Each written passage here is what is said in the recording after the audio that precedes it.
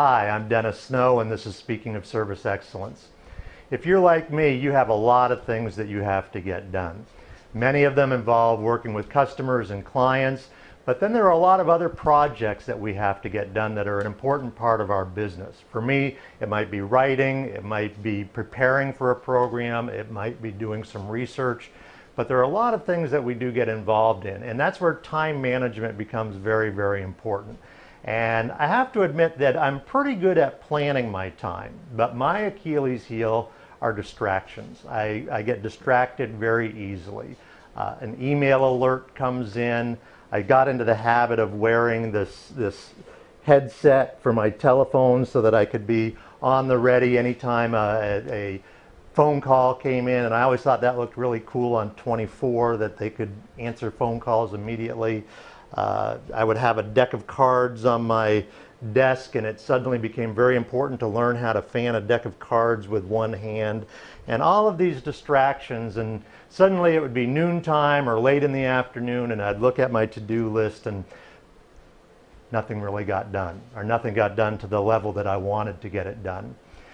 I read an article recently. It was actually a little booklet that I found online called it's called the Pomodoro Technique by Francisco Cirillo, and I'm not sure if that's how you pronounce his name. But it's an interesting technique, and I've been applying it to the projects that I use, where you do everything in 25-minute chunks. And you set a timer. You literally set a timer for 25 minutes, and you don't allow any distractions. You get immersed in whatever project it is you're working on for 25 minutes. If you allow a distraction to happen, you have to start back over again at 25 minutes. But it's 25 minutes undistracted time toward the project. And at the end of 25 minutes, the timer goes off and you take a 5-minute break. It could be to talk with somebody, it could be to take a quick walk, get a cup of coffee, but something just to allow the batteries to recharge. And after that 5-minute break, you jump back into that 25 minutes of uninterrupted time.